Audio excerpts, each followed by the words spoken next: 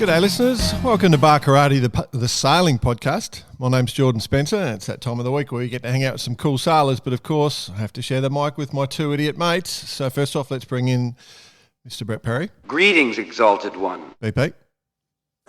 G'day, Cuzzy bro.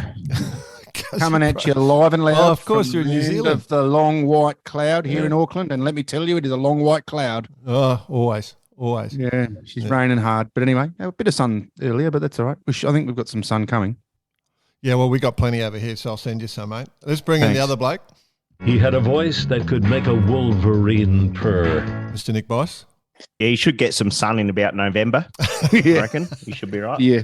Mate, looking forward to hearing what you're doing over there with the X2, getting her in the piss. Is that the plan? Absolutely smashing it, yeah. What's the status? Is she in the water? Tuesday in the water. Yeah, good.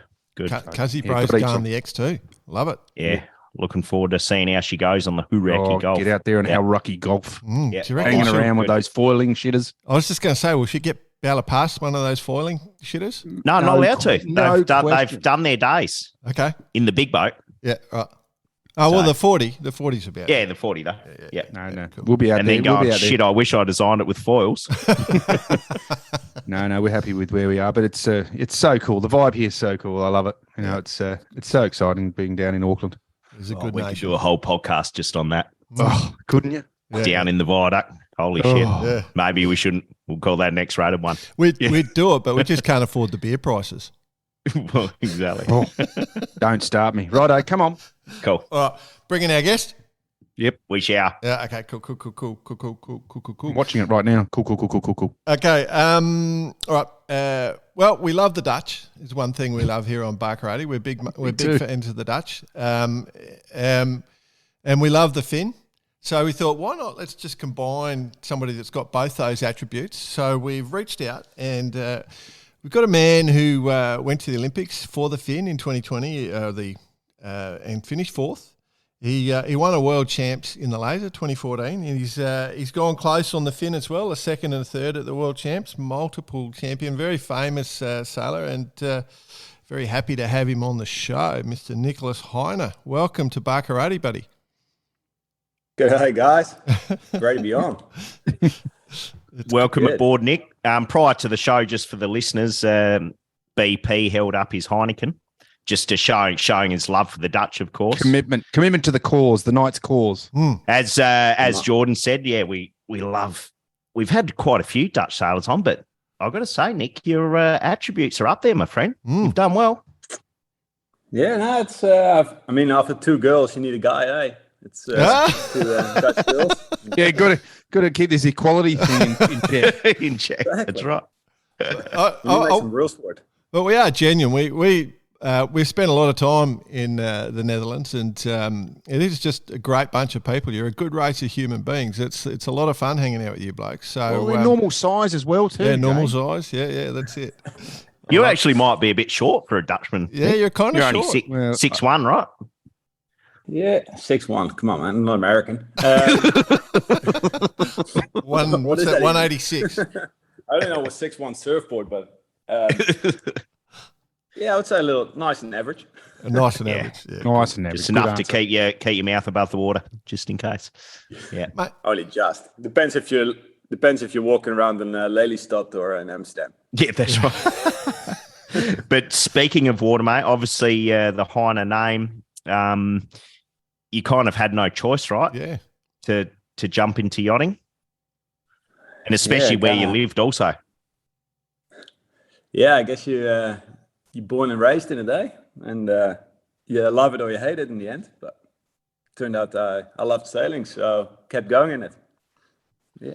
Was it kind of one of those things like you got straight into it, or it took a little bit, you liked it, you hated it, you ended up obviously loving it? But was it a bit of a hit and miss, or just straight into it natural?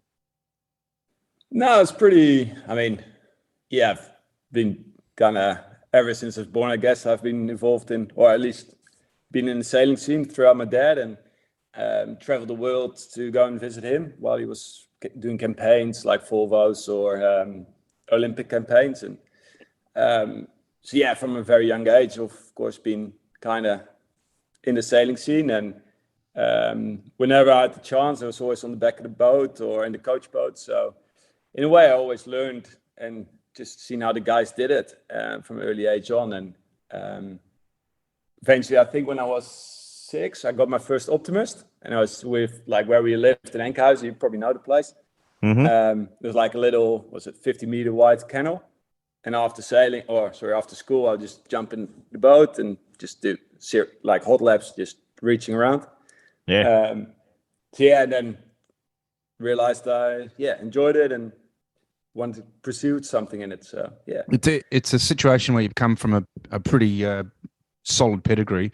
What's your earliest memory? Like, we've all got these earliest memories in life, but what's your earliest memory of a boat, of the water, of something that sticks out? Like, you could be 3 years old.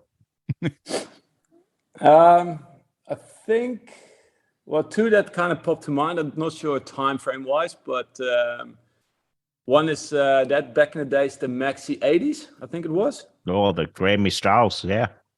Yeah, and that I remember doing a delivery they were doing a delivery and I was on the boat and waking up like in the middle of the night and poking my head out of the cockpit and just being pitch black and seeing all the lights on the shore. But that's one of the bit more offshore memories, I guess.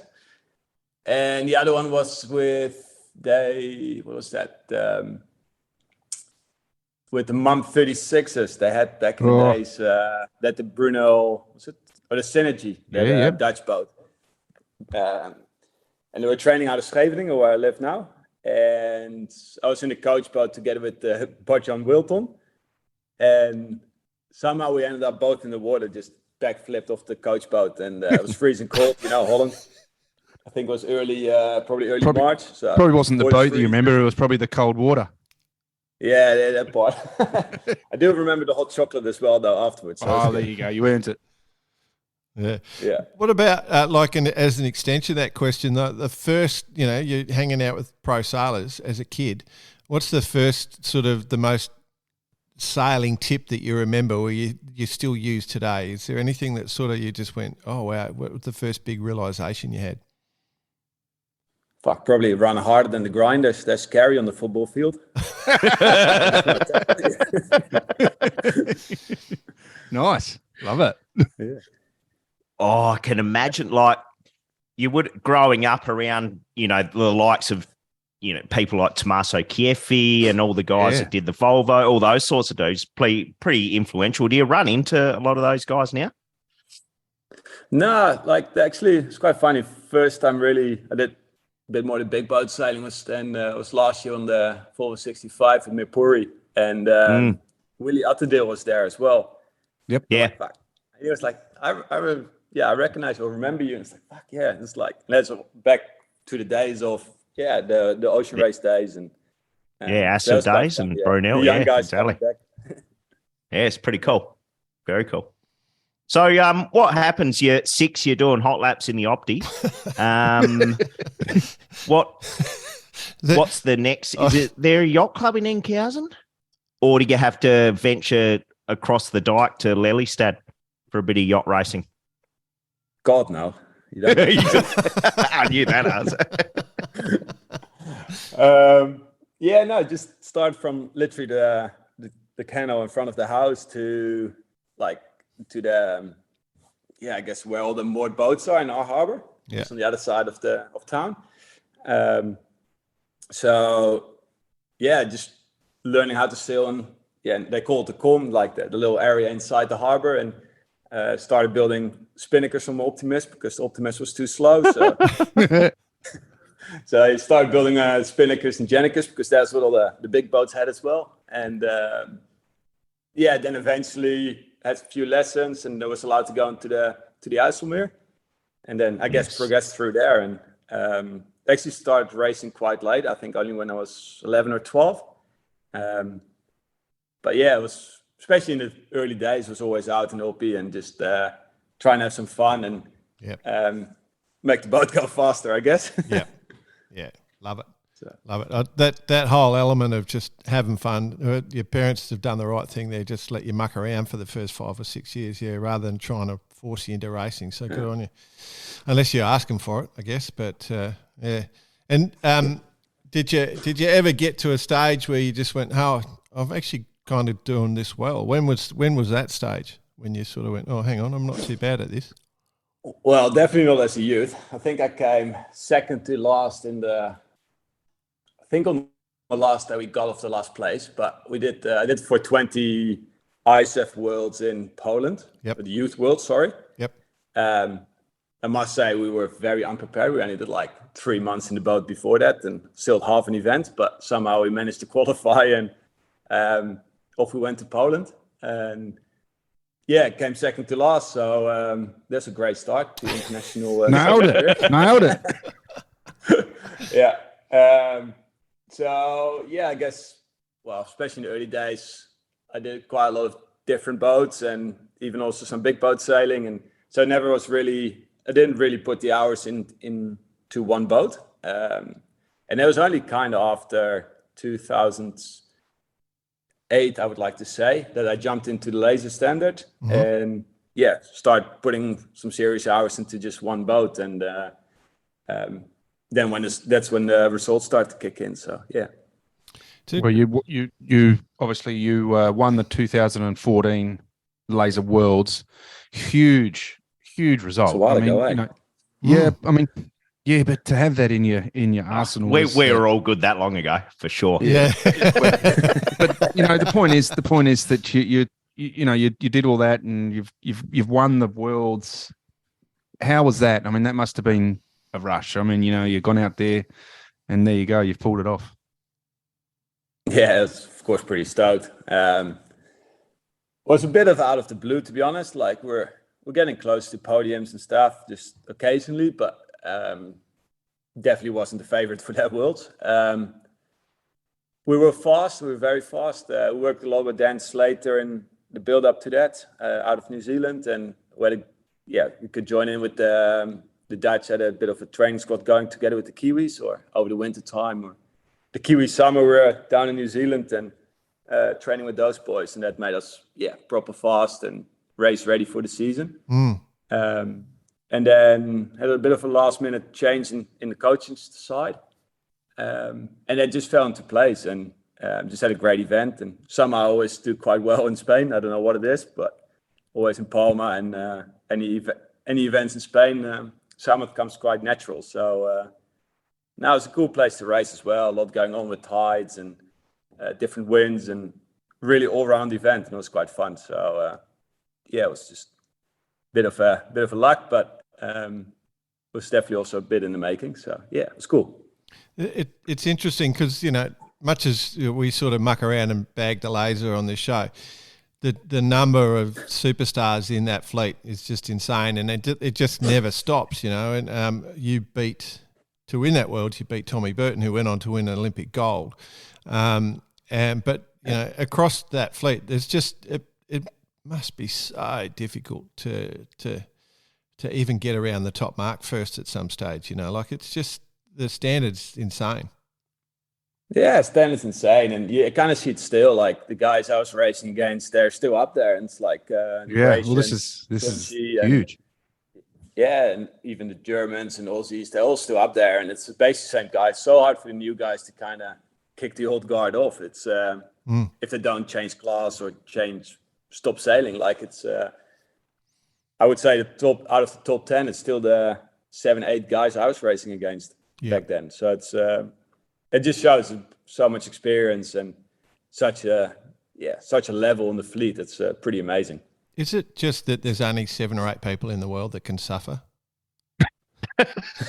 Or who want to do 3 knots up? All at the one time. Well, I must say there was one Palma event we did, and then we quite often stayed afterwards to do a cycle camp. Oh yeah. And somehow it turned out that the top 4 on top of the hill on the bike were also the top 4 at the Palma event. But like literally one was 1, number 2 was 2nd on top of the hill, and so on. So there's something in it for sure. Bloody Glenn Burke's got a lot to answer for with all these laser sailors riding their bikes everywhere. I tell you, like he started it, I reckon. Remember? You're a Dutchie. You must fly up the hill. Maybe that's the solution because you would have grown up on only fly on the flat. On the flat, yeah, I know, of course, on the flat. Yeah, Not many hills Yeah, you fly on a bike. I'll rephrase it. You're fast on a bike, you Dutchies. You don't get a choice, do you? Otherwise, you can't catch the girls. Yeah, well, we get the girls on the back of the bike. That's why I got a little rack. Exactly, a little side saddle. Those little black ones, the black bikes, the sort of the the ones that you can go. The ones they're just free. Yeah, the ones you just pick up around the place. You just jump on them. Yeah. One of those. No, so genuinely, the Dutch system is by far the best because it's not meant to sound sexist in any way because traditionally you'll see the guys riding the bike and the girls their partners do sit on the back. And you've got a good partner when she jumps off at the lights and gives you the running push and then jumps back on. That's when you've got a good partner. Yeah, 100%. Yeah, you don't want to be exerting energy. Okay, so you won the Worlds in 2014 and then you're heading to the Finn. When did that all start? How'd that come about? It was kind of I lost the Olympic trials to Rutger Schadeberg out of Dutchy, of course. And that was in 2015. Stayed for like another half year trying to help him out towards Olympics in 2016. And then I was like, okay, what's next? What do I want to do? And I always knew I wanted to do the ocean race and win Olympic gold. And I was like, I know how to race like that. In the laser, it's all, you make the boat go fast, but it's pretty simple stuff. You buy it off the shelf. And the racing side, like you said, it's awesome. Like so close racing and it's hard racing and intense. And so that side was covered, but I was like, okay, I need a bit more. If I want to progress in Olympics or in sailing, I need a bit more of the technical knowledge as well. And big boat sailing, you need strong, fit guys. So I was like, well, that sounds like the Finn. And I chose to go to the Finn and just to have a new challenge, learn new skills, and eat a shitload of food. Eat a shitload of food. Yeah, a lot of gym and a shitload of food. Yeah. First day of the transition from laser to Finn. What's up? Oh, breakfast. Just start eating. Say the first few weeks was pretty heinous. Like the amount of food you as a laser sailor, not eating that much, or you're fine eating like you're a lean human being, I guess. And then if you need to put on 14 kgs of weight, then 6 meals a day. It's not fun in the first few weeks. You definitely. What did you get to? What was your maximum weight? I got up to 9. I did see 100 at one stage on the scales. I must say it was a late afternoon with a lot of steak, but in general, I was 90. I would say racing maximum of 97 kgs, but normally 96. That's a lot, isn't it? 10 kilos over your average weight. It's a lot of weight. Oh, not really, mate.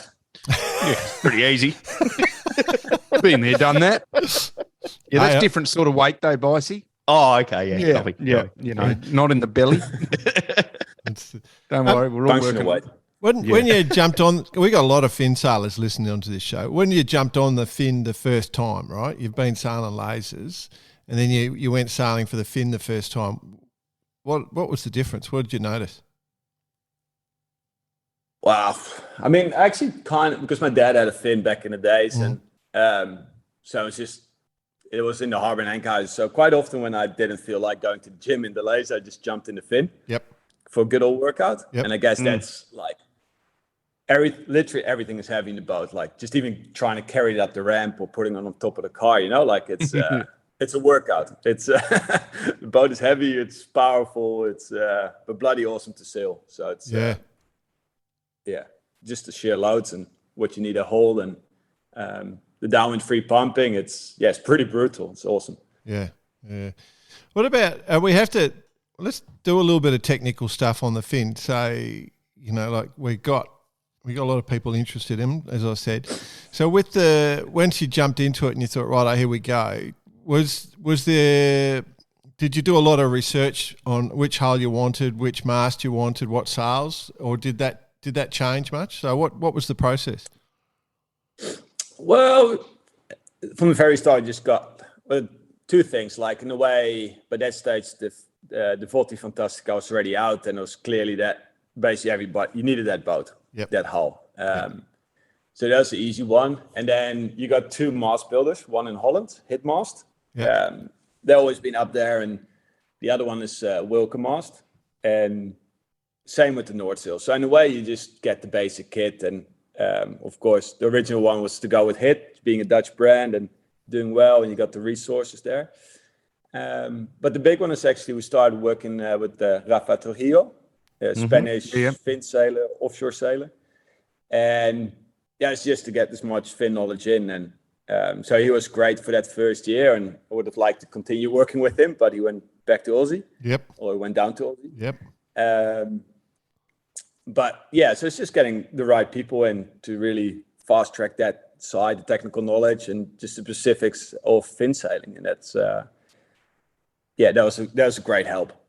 Yeah, Rafa's a great guy. Like, it's just there's a lot of good guys in the fin world. Hey, they're a good bunch of human beings. So how many masts did you go through?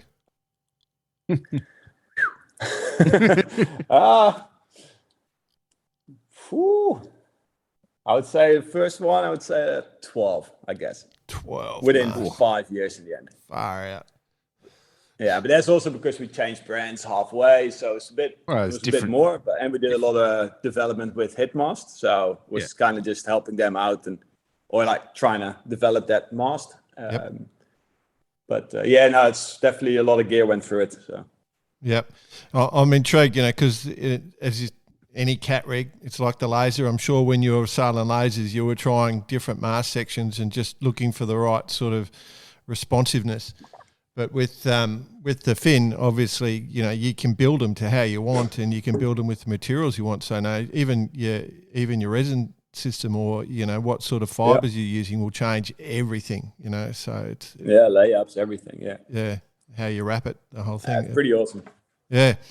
And then you get your little hacksaw out and cut down your mast track and create flexibility and all that sort of crap. So, well, the one scary one was my dad. In the last year, he started grinding down one of my masts. I was like, the scariest thing I saw. I was like, this is your below 10 knot rig. Put the grinder down, Roy. Put it down. I was like, oh God, here we go. At least he didn't get his hammer out, so that's a big gain. Yeah. But makes them pretty bendy with a hammer. Yeah. The other thing, I guess, sailing changed probably just as you were maturing into it, in that they started to allow the pumping, and in the fin, as you said, pumping on a fin.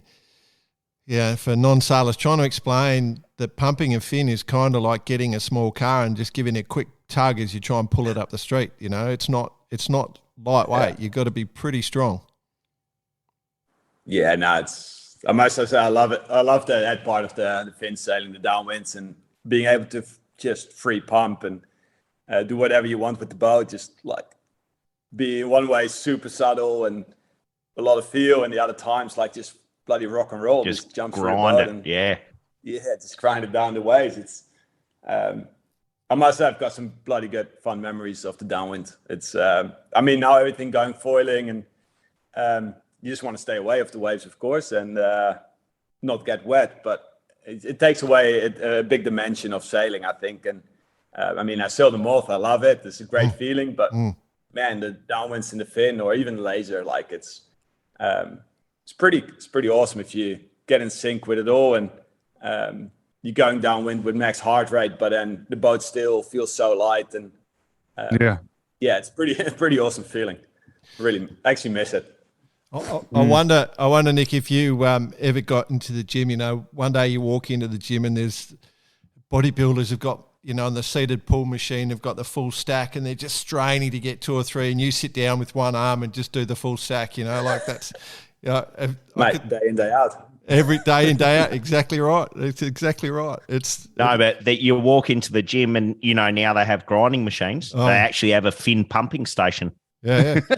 Set up exactly the same. Love it. Better late than never, eh? So, what do you think about? You sort of got your one shot, and then Finn's gone. Do you reckon it'll come back? It was good. I was going to go there. Nah, it's never going to come back, unfortunately. But it's like the star class. It's in a way it doesn't need the Olympics. In in Holland, we've got now 200 registered fin sailors over 4 clubs. So that's so awesome. So the fin will live on, and of course, Become legendary. The top levels come down, but and those guys might come back one day. I said as well, if I'm a master, I'll jump back in the boat. It's an awesome boat to sail, and it doesn't need the Olympics to keep going. I think you're right. We're seeing that with with the people, the turnouts to the big events. Yeah. So, you did mention you're sailing the Moth, mate. There's a it could be the Moth turns up in the Olympics. Like, is that still the hope, or you're focused offshore now, or coaching? No, for me the Moth is just like it's another thing to learn, and you see so much sailing is now foiling and the AC40s and GC32s and all that kind of stuff. Like it's this whole new dimension in sailing, and if you just need to keep up to date and have those skills. And so for me, it's just, learning something new again and having a bit of sailing for myself. But it's also where the sailing world is. A part of the sailing world is going. Of course, so be active in that kind of scene. Yeah, the Dutchies are really good at supporting sailing teams. So let's throw it out there. I'm sure you've never thought of this, a Dutch sail GP team. Oh, if only, hey? That's a bloody good idea. So look into that.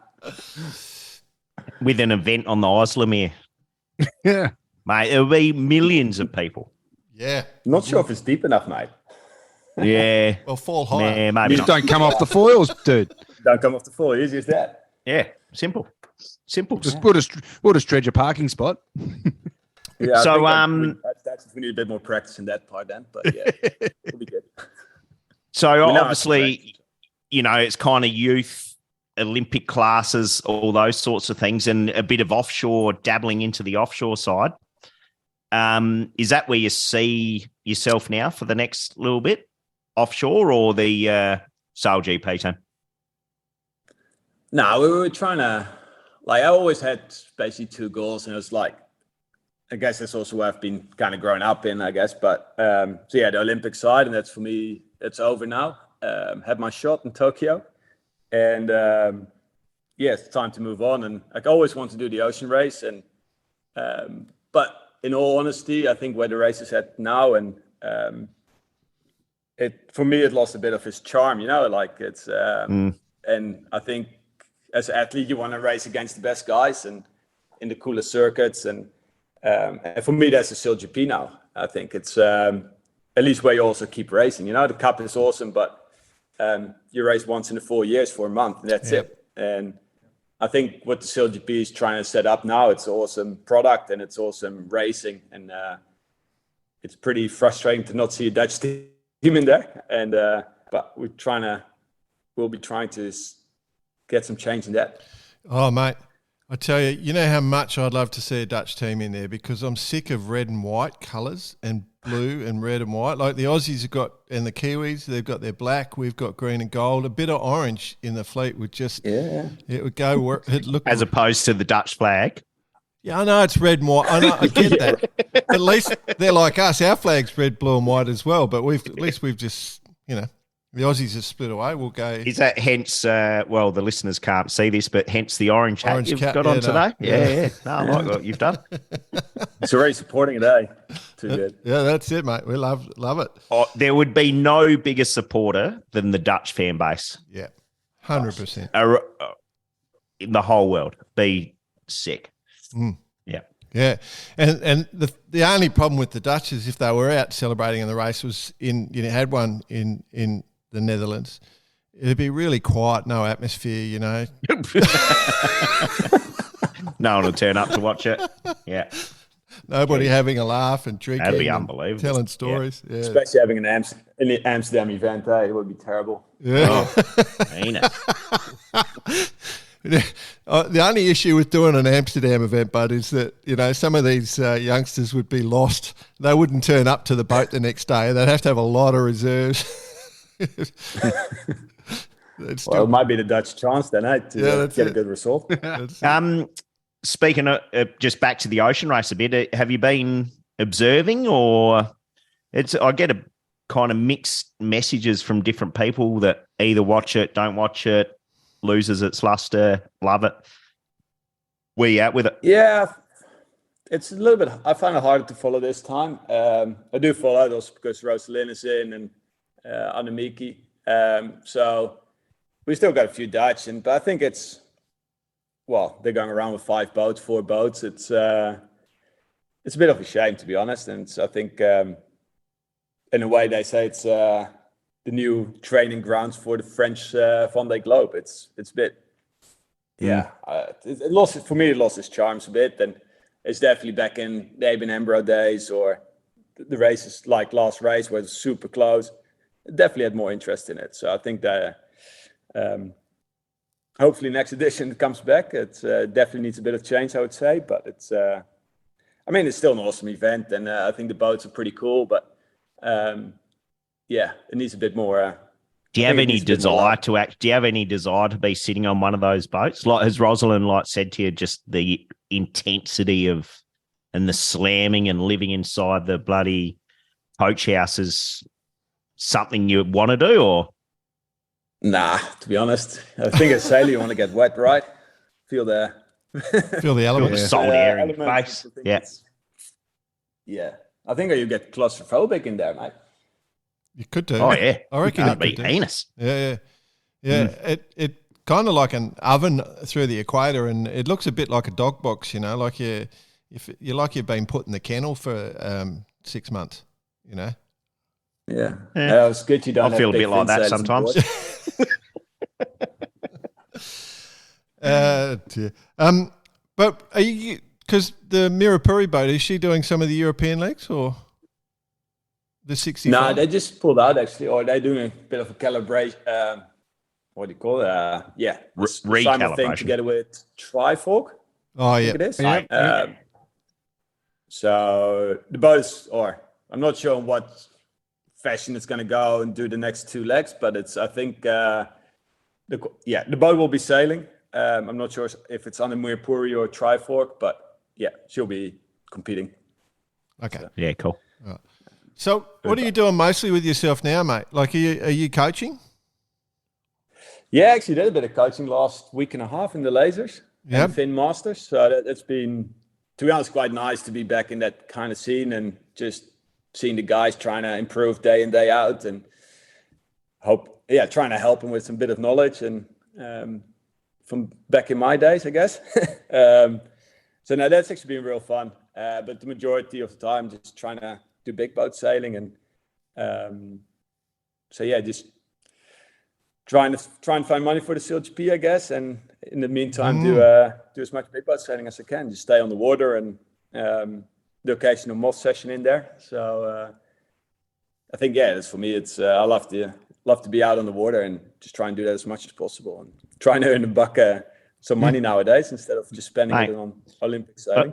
I'd hate to imagine the amount of days you have been on the water in the last, say, 15 years or so, but it's obviously been quite a time.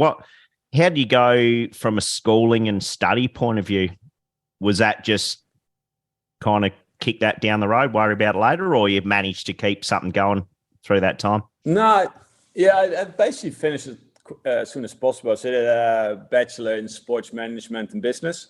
So I kind of just ticked that off as soon as possible. I guess I got a bit of papers, or a bit of education. And then I guess after that is the sailing school. Exactly.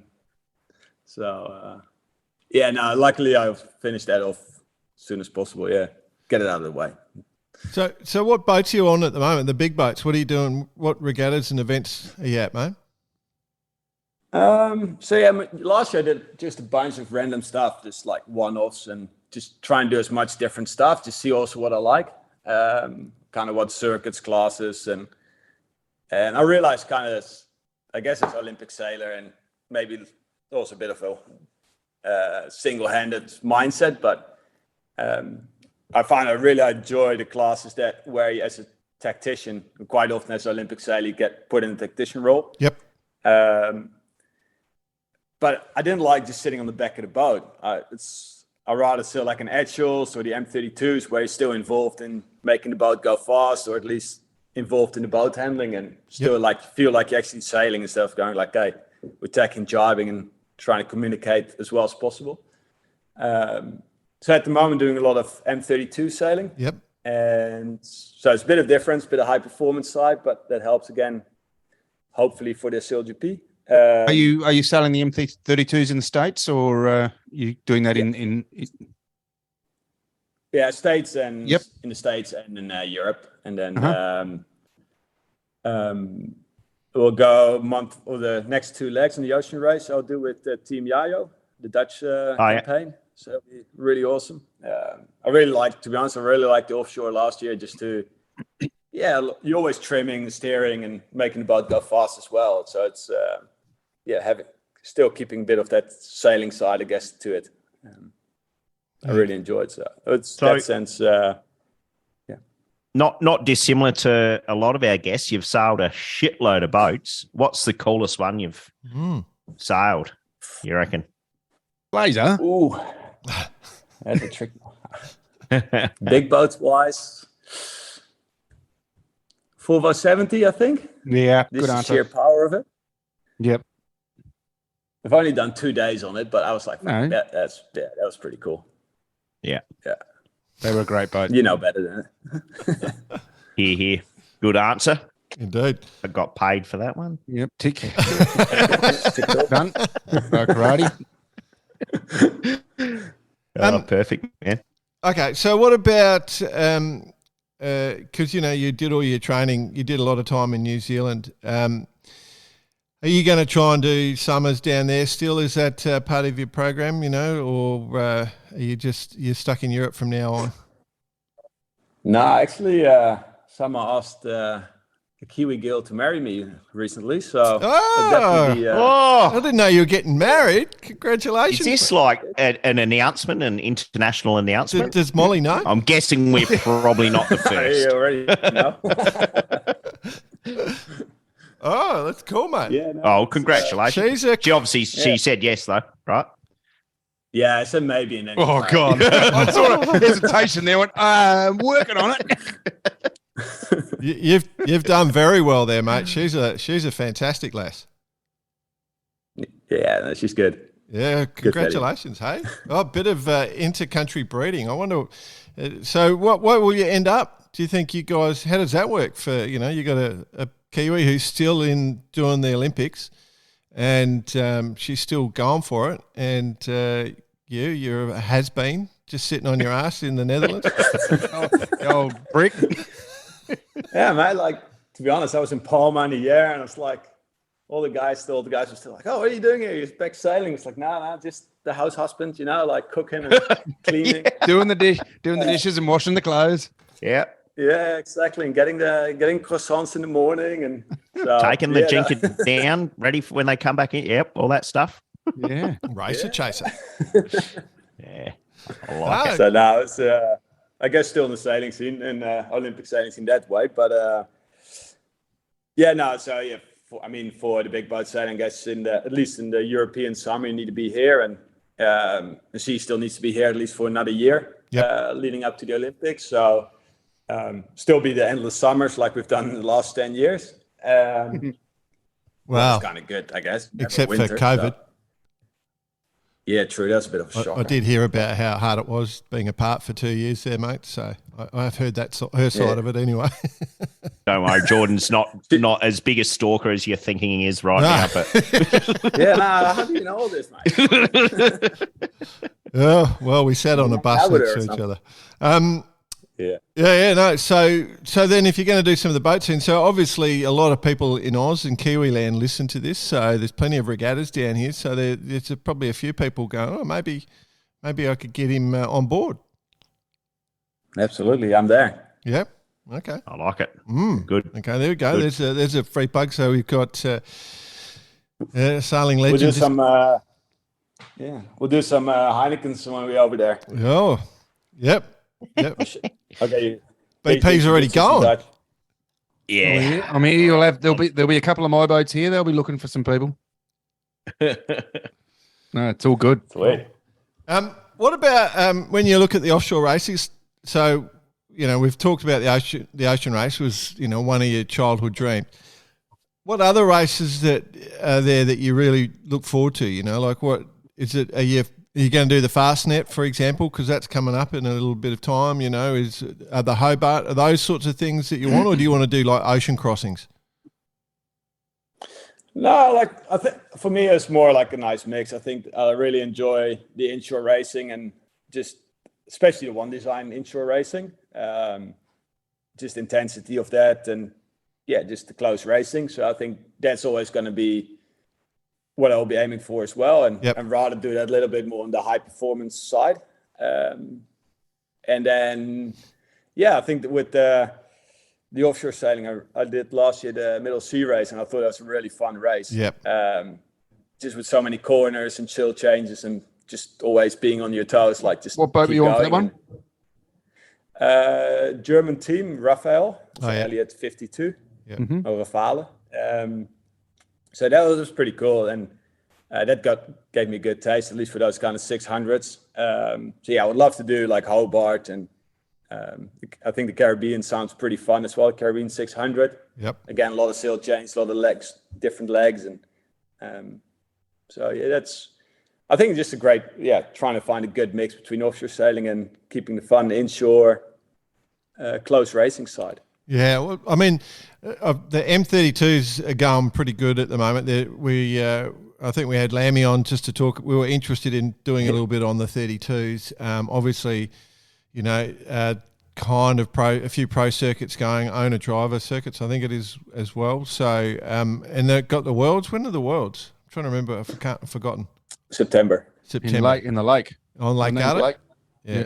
Well, Lammy didn't know where exactly. He just said he'll be there. I tell him where to be.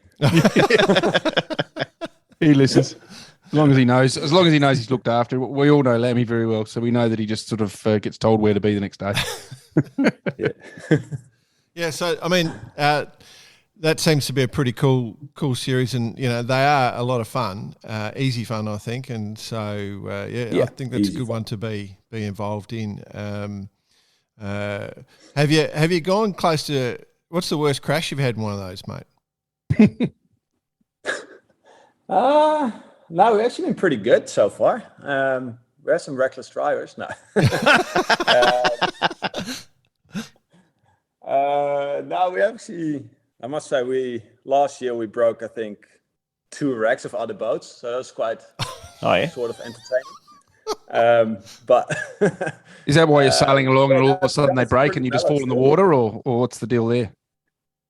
Well, we hit a leeward side wreck, so I guess the leeward side broke, so that was all safe, I guess. But I'm just imagining you going along to windward and it just coming off, and you're just going, "See you later."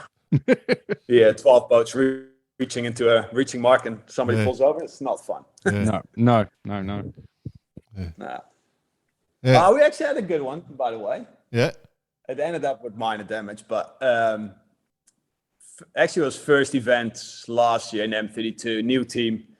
And Ariane was on the boat as well, that you interviewed. And it was pretty windy in Medemblik, and the bottom boat, we're kind of chasing 2 boats. It's kind of stuck in the middle of the 2. Yeah. And one pitch pulls, deploys pitch pulls, comes to windward. The other one pitch pulls, comes to leeward. So it's like this funnel, and we just go straight in. It's like it went pretty bad. A vortex of M32s. I love it. I love it. And I mean, I love that sort of stuff because sailing, it's carnage at times. And I don't think normal people realise just how much carnage you can create on a sailing course. I was just looking. Did you watch that video of the TP52 top mark where that heap of tide was running and they all? Did you see that one where they all got rafted up? Oh, yeah, and the RC44 is pretty prone to it. Yeah. Was that the RC? Was it? I thought it was that was the RCs. It was the RCs. The RCs. Sorry, that was. Yeah. And they all end up, and then the guy goes around the outside. Yeah, around the outside. The girls and comes in dead motherless and ends out the first. So, what's the immediate future, Nick? What are you doing next week? What are you doing in a month's time? I guess Well, Ocean Race is coming up. Yeah. European leg. So we're starting the 2nd of June in Aarhus, or with a bit of training and then import races. So till then, a little bit of coaching. And but yeah, the Ocean Race whole of month of June. So looking forward to that. Yeah. Unfortunately, I haven't really trained with the team, so Right. no idea how that's going to go. But it's that will be entertaining. Who's the team made up of, actually? Obviously, quite a few Dutchies, I'm thinking. Yeah, a lot of Dutchies, a lot of the Team Heiner talent. I think we've got 4 of them on board, so that's pretty awesome. And then got a Danish, Martin, the 49er gold medalist from, what's it? Yeah, in Beijing. So he's on the boat. Who else? Who gets to be who gets to be tactician in that situation? Not Marty, because he's only got one eye. I wish we got a story about that when it was rolling around in the bilge of Team Sammy. But what, Marty or the eye? No, his eye. His eye had popped out. So just remind him about that. So what do we got? Aarhus, a flyby in Kiel, then the Hague, and then finish in the Med, Genoa. Yeah. Could take you about 8 weeks, that last leg. Well, there's no wind. What, 1,000 miles, yeah. Drift off into Genoa. Could be interesting. Yeah, now hopefully we get a nice frontal system or some sort of Mistral. But the Hague, obviously, that's your home waters at the moment, right? So, is there quite the hype for the race coming to town? Or to be honest, haven't seen much. The first flags are starting to pop up here and there, but it's, I guess we're still a month away from finishing here. So, it's not. To be honest, I would have loved to see a bit more hype already, but it will come. And, you'll turn it on. North Sea race. North Sea we got it going on right now, so there's a bit of hype of that. And SB20 Worlds are coming to town, and we got the Ocean Race coming to town as well, and then we got the World Championships. So it's a busy summer here, so it's pretty cool. On. Yep. Get on. Absolutely. Plenty on. Nick, all the places you've been, like, where's your favourite place to go for a sail?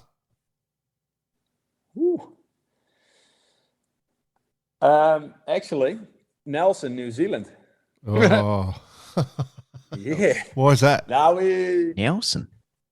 It's the top of the South Island. Yep. In New Zealand. Oh, yeah. Now we had one event there in the Laser Nationals, Kiwi Nationals, and we had just some amazing conditions down there. So that was one of good memories from sailing down there. And to be honest, we just did a moth event in Queenstown, New Zealand, and that was pretty special. Oh wow! Of course, that would have been cool. And it's awesome, but to sail in Queenstown that was pretty special as well. So Unfortunately, a bit of big white cloud favoritism there. Well, and you know where your bread's buttered, of course. You can only mention the Kiwis. I need to keep him happy, eh? That's right, exactly. Actually, yeah, okay. So we're talking Sail GP before. Like, go on. Who were you supporting through the year? Can't tell. Top secret. I'm a supporter of the event. Yeah. Yeah, no, that's too soft. So not the Aussies I just heard. Is that right? Yeah, not the Aussies. I mean, that went too much. Go on, Slinger. Just back it down a little bit. Back it off 20%, Slingers. Yeah. It's pretty cool because, I got a bunch of mates from different teams. So it's, I love the French in a way, especially the battlers. and I think it's really cool that they trying to really incorporate the girls into one of the key positions. Yep. And then, I must say the Swiss with Jason, and so it's a bunch of mates on different boats that you kind of support, and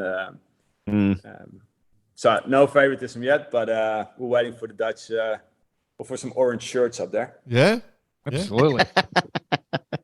Remember the orange party at the Olympics in 2000 in Australia? This is for you, Jordan. Yeah. I can imagine that orange tent just going around the world following the Sail GP. Just everyone in it. Oh, it'd be huge. Well, maybe we need a Holland Heineken, I would say. Yeah, once we get the Barcarati barge out there, we could pair up with the Dutchies. We just have painted orange, you reckon? Painted orange, get the Dutchies on board. Well, it'll be fun. Get some green and gold. Yeah, John will have his floating clog flying around. Yeah. He might put it on foils. That would be the funniest. For the poor listeners, it's still floating. It's still going. There's a floating clog that's done up at sailing as a sailing boat, and I was just trying to think. It's what's about 14 foot, and it comes to all the ocean race ports and. Well, it did do, and I'd say she's probably going to get a feature out in Scheveningen this time of year with all the activity about to come out, Sure. and Johnny will be waving the flag. And aren't we looking forward to that? Yeah. Oh dear. Cool. It's the fastest clog on the water. I can tell you that. Fastest clog on the world. So what about Most powerful clog. with the Dutch sailors? Obviously, you've got some pretty good programs going on there. With all the development stuff. So doing a lot of offshore development, because that is the big passion for the Dutch. But then also, you've produced some of the great sailors at Olympic level as well. What's it looking like? You're doing a little bit of coaching. You're looking back through that team you've got. Is there much coming out of the Netherlands at the moment? Oh yeah, I think they're still doing really well. It's of course still got Marit. Bloody legend. Yeah, absolutely. She's still going hard. It's got a younger group pushing her hard. So she will definitely be up there again. I think trying to go for a fourth Olympic medal. So and then Kieran Betlu, and he's getting chased by two. Or actually, he's trailing two other Dutch windsurfers. So windsurf is always going to be strong. Yeah. The radials are going to be strong. Hopefully the standard boys are going to give another good nudge and get to the top. And I guess the 49ers always, they've been pretty strong in the recent years. And now with especially the girls and guys, double world champion. It's, a lot of hope, I would say, for Olympic sailing still. So that's good. It's always a strong country, isn't it? It's always a strong country. Yeah. Nah, it gets funded pretty well, or at least all the facilities are there, and it's a pretty good system. And you see that in offshore sailing as well. It's a lot of, I guess, all the money in Dutch sailing goes to offshore sailing. It would be nice to see sometimes a bit more owners and good teams going into the inshore racing as well. But it's it's kind of had that legacy, I guess, between Olympic sailing and the offshore sailing, but. Yeah, I'm interested, mate, being a fin sailor, like the bigger guys in the Olympic world. We've seen Jake Lilly, the Australian fin sailor, has stepped across to the IQ foil, because the IQ foil, the bigger you are, the faster you go on those things. And the Dutch are pretty good windsurfers. You getting back to a hungy? Going back up, adding a bit of weight. Been there, done that. No, so to be honest, I was in the year I was out with the kite surfers. And I was like, that would be actually pretty cool. But then I'm not sure I've got a bigger pair of balls or big enough. Jesus. They belong to someone else now. On a little board. Yeah, it is kind of crazy. But I'm interested. I wonder how many fin transplants we'll get, into that IQ foil. I'm really interested. Fin transplants. Ball transplants or fins. Yeah. But I mean, the other thing is, of course, you can sail the Moth at a fairly decent size as well. So I mean, so it can transfer across. But as you say, the fin is still pretty strong. There's a rumor going around that. They could be doing the Worlds or the Gold Cup, the Silver Cup and the Masters in Australia. There's a rumour. Yeah. They're pitching for it. I know that for a fact. I heard that rumor. It'll be good. Yeah. Rumor or fact? Here we go. Might need to Heard make it my first. comeback then. Well, I know they're pitching for it. It hasn't been awarded yet. Is all I'll say. So, Oh, there we go. Cool. And I know exactly I where think it'll be. if that's the case, you guys should all get into it. What, in Free the fin? beer after racing, so. Yeah. Well, actually, I was trying to explain to these boys up in Queensland. I think they do it in the rest of the fin.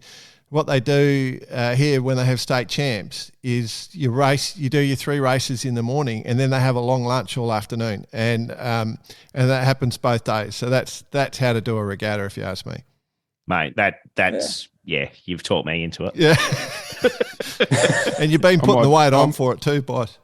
Yeah, I might just rock up for the I've lunches. been preparing for a couple of years now, as a matter of fact. BP Training both on and off the water. BP's just coming up for the lunches, he said. I'll just be there for the lunches. Cool. Good. All right, man. I think we're sort of coming near our time. So, will you're definitely down in the Southern Hemisphere this summer? Is that? Can we say that if people are listening and want a bit of want to catch up with you, mate, and take you out for a yacht? Yeah, absolutely. I'll be down there. Yep, 100%. Yep. 100%. Good. Hopefully, New Zealand turns up the weather a bit more than last summer. But hey, now we'll be down. Yeah. Okay.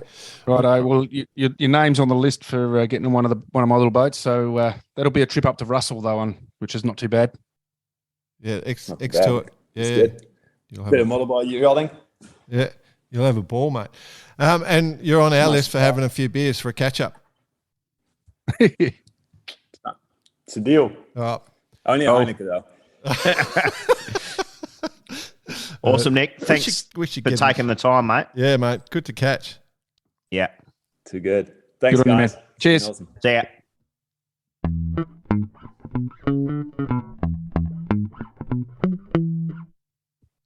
Always good, the Dutchies. Always. Love We it. get a lot of them on, And- don't we? Well, and prior to the show, I'm trying to remember when, I saw Nick 0405 probably. Yep.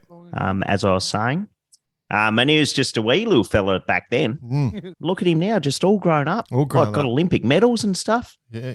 Just walking in his father's footsteps a little bit, so to speak. Mm. So, but one thing we didn't bring up, Jordan, Oh. is we did bring it up, your love for the Dutch, Yeah. but you left off one little bit, Yeah. your love for the Dutch The stroopwafel, stroop right? waffle. Yeah. Love it. But what did you find out? What did you find out off air? And then, and for the listener, we actually get some of the best stuff when we turn the The recording off. cameras and the record off. But Nick was saying, they're out in the coach boats watching some other teams, and all they're doing in the coach boats just slamming stroopwafels. Stroop waffles. That. So if anyone knows what a stroopwafel is, Yeah. and if you're slamming a couple of them a day, you're getting into a fin before you know it. Yeah. Well, especially because he said they've got the stroop waffle. McFlurry stroopwafel. At Macca's, Oh, go down to Macca's and get a strip Mate, I know where we're going for breakfast next time you're here, old mate. McFlurry stroop waffle. I'm on a plane tomorrow, mate. Yeah, Emirates.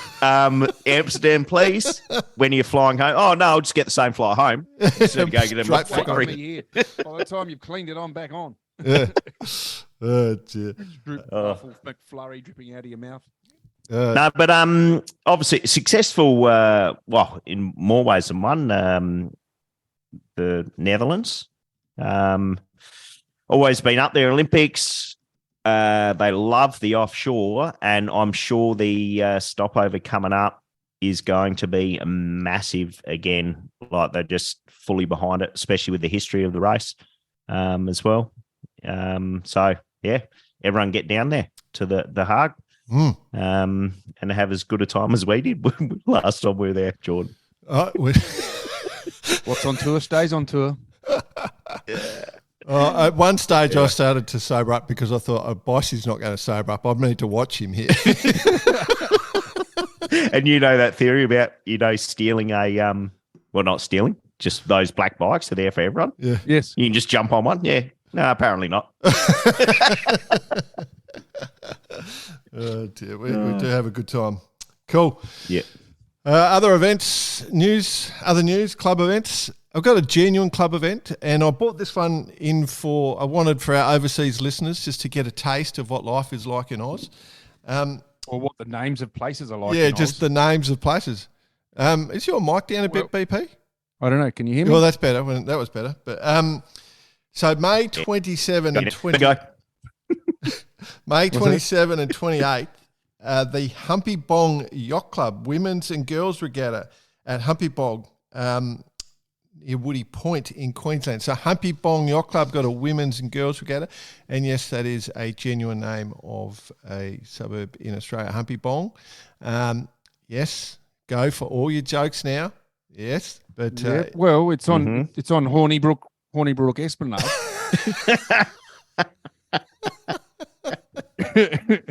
Woody Point.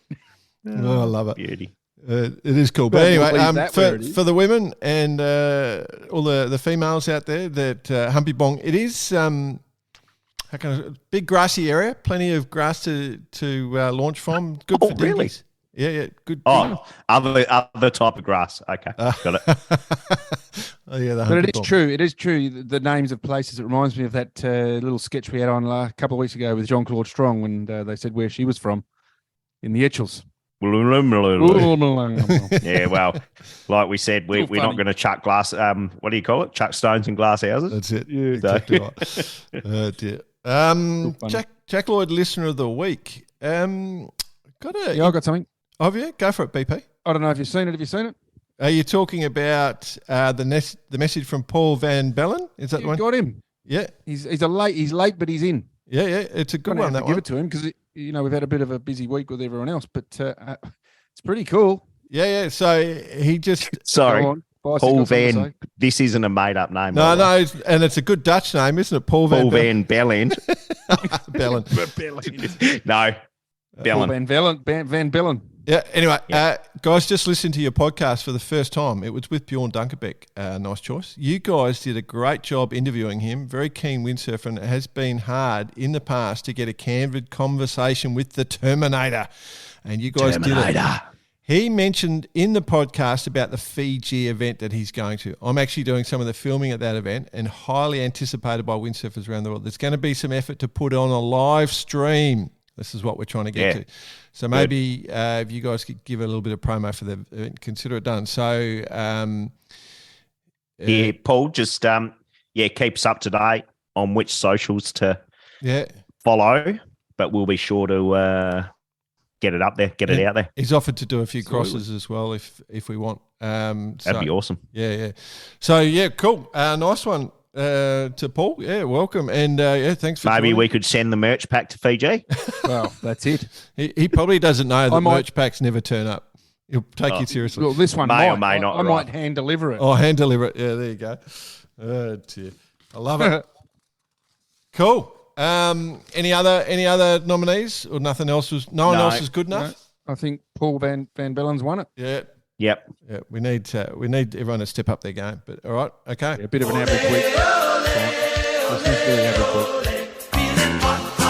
It's hot time with Bice. Well, I'll tell you what wasn't hot time. She was cold time in Newport, Rhode Island, as part of the ocean race. We're recording on a Sunday arvo, Aussie time. So they're starting in a few hours. Inshore race was meant to be our time this morning.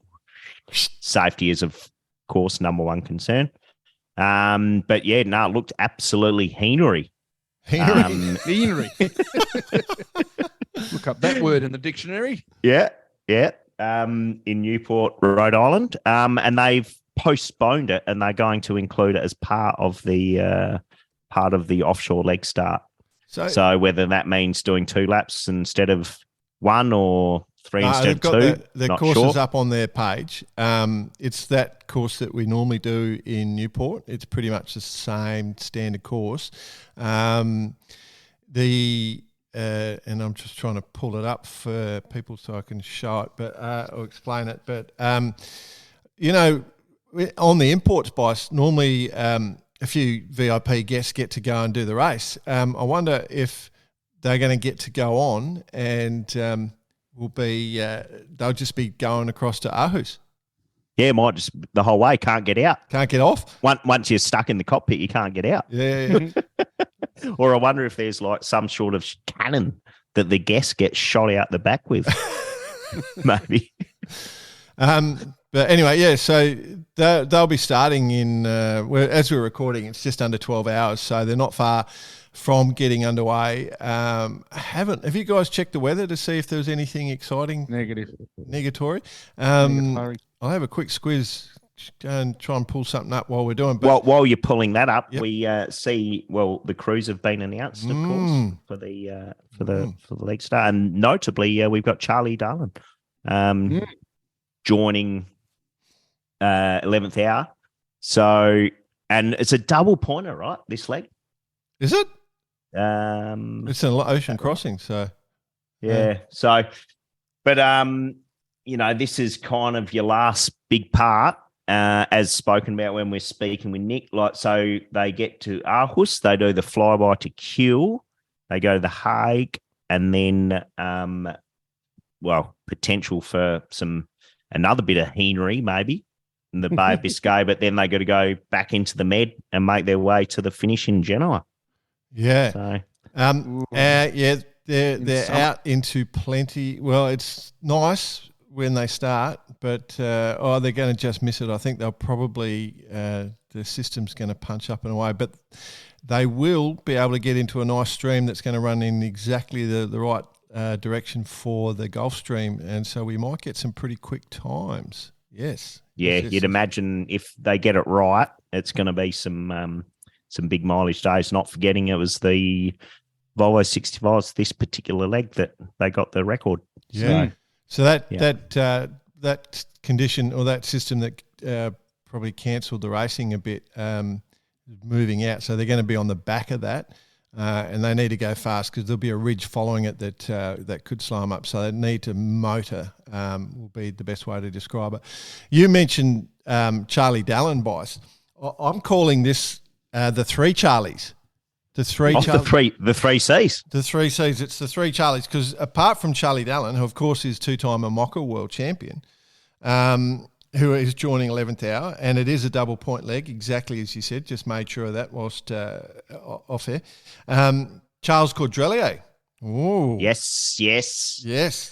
So he's. He won the last edition of the Ocean Race during the Chinese entry, and he's got the Gitana team. He's got the old team. The old team. Yes, the old team, Hunji, about 200 feet now, probably. Just won the. Just grows. Yeah, just won the Route de Rome on that. On the Maxi Edmond de Rothschild, the Maxime. The old team.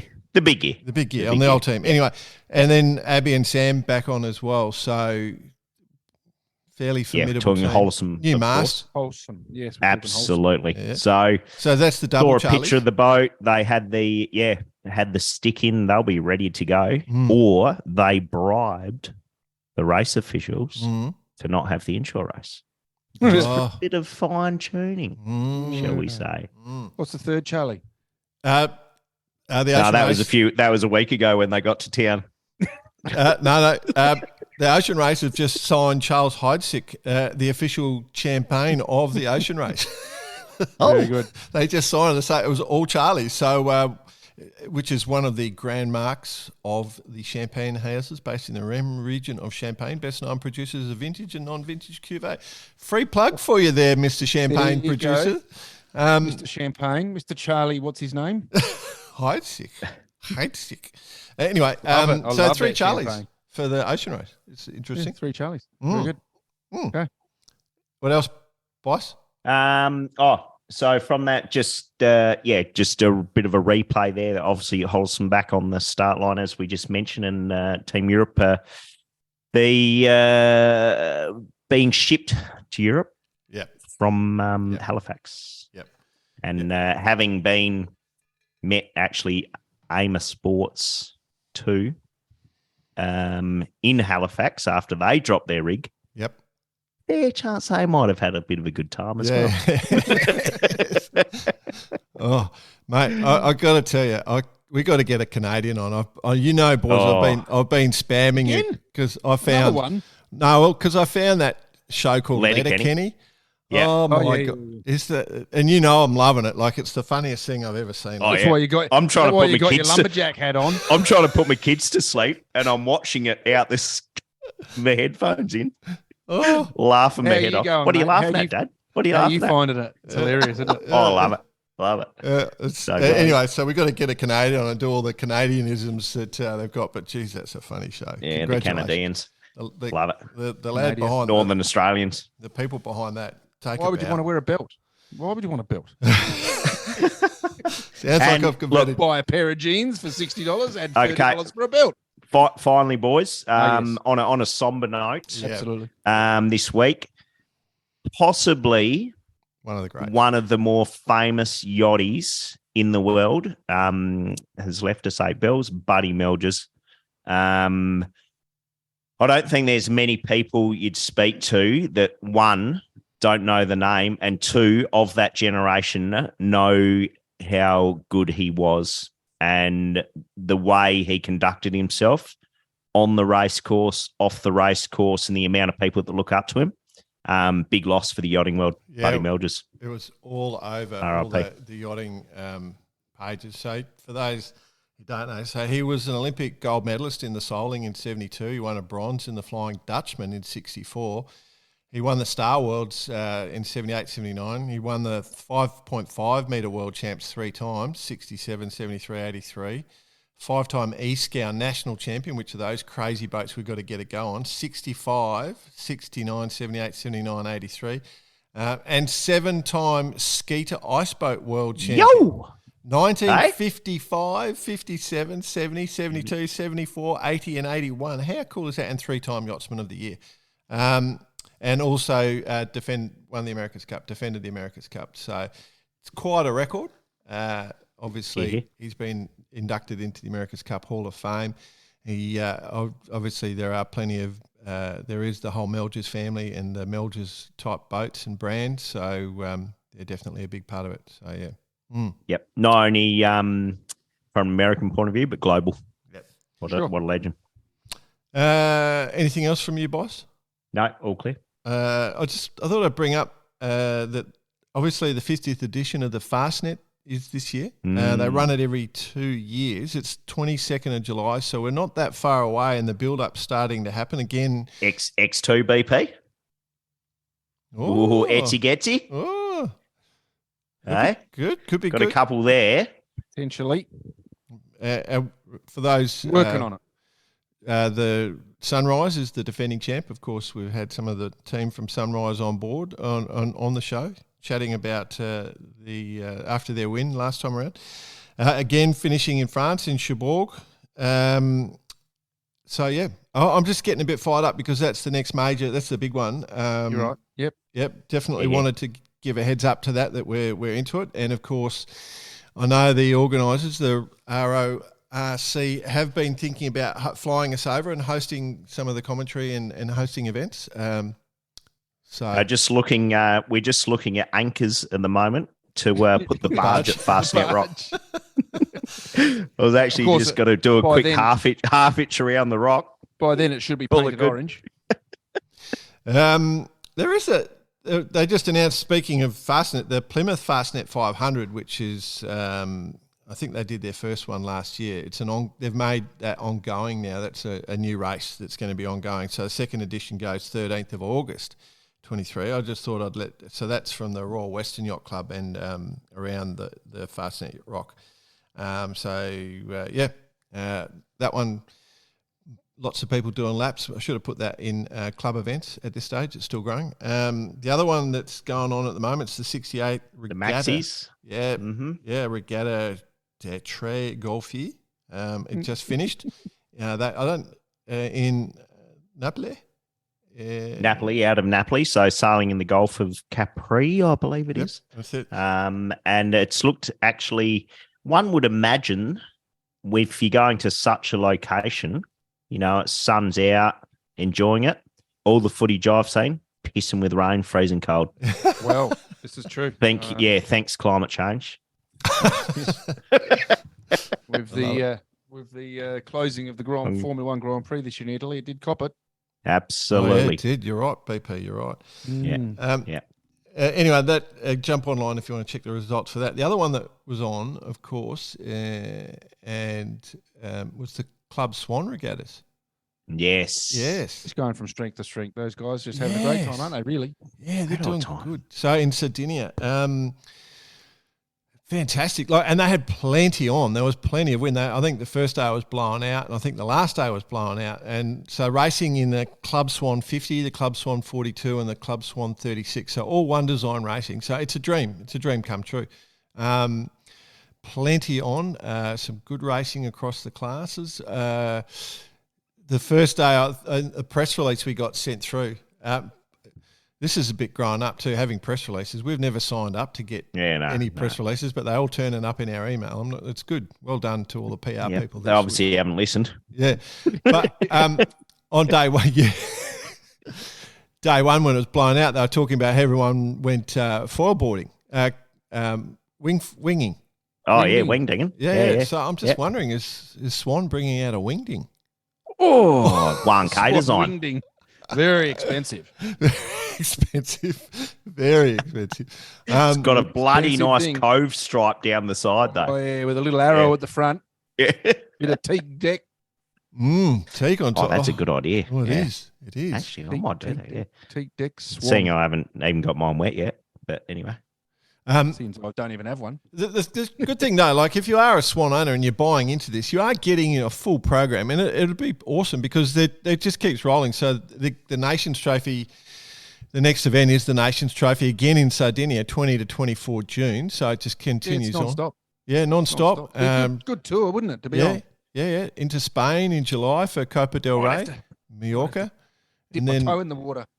Yeah. It's non-stop. So July, September, October. The Swan One Design Worlds in Tuscany. So we're into it. Good for them. They got plenty of good sponsors. If any of those sponsors want to start sponsoring Barcarati, we'll take a hint. We'll certainly take it on board. We might even read some press releases. We'll give it a go. Oh, I love it. They would have stopped listening by now anyway. Yeah. But yeah. Cool. No, here. Righto. Anything else, boys? Nice, boys. Hungry? Shut her down. By the way, where are you recording from, Jordan Spencer? A reprieve. So I was supposed to have no power today. The whole street was shut down, but they delayed it till tonight. But I was going to be recording. Did you tell them that? Barcarati had to be woo the camel up. We got a Barcarati recording. I was gonna record it from the bride's optometry. That's where I was going to go over. I was going to be surrounded by glasses and looking pretty pro. But yeah, I'm at home, so I'm good. Yeah, bravo. Well done. Yeah. All right, team. Good, best of luck for the next couple of days, BP over there. You. We look forward to seeing some good stuff come out. We're looking forward to it myself. Tap into some of our friends over there to get some footage over to us. Well, we'll see. Yeah, you need that. Yeah. I mean, they're such a cool little boat, BP. A bit more footage than those things would be good. Be good. Working on it. Good man. Did you take your guitar to New Zealand? Yeah, actually, I'll just get it. It's in the closet. Hang on, here we go. Bit like yourself, mate. Geez. I am actually. I'm in my little room here in the crew Door's house. About to open. Oh yeah. So got some hunger on. Righto. Shut it down. All right, everyone. Good luck, BP. Yeah, boys. Thanks for joining us. Good lads.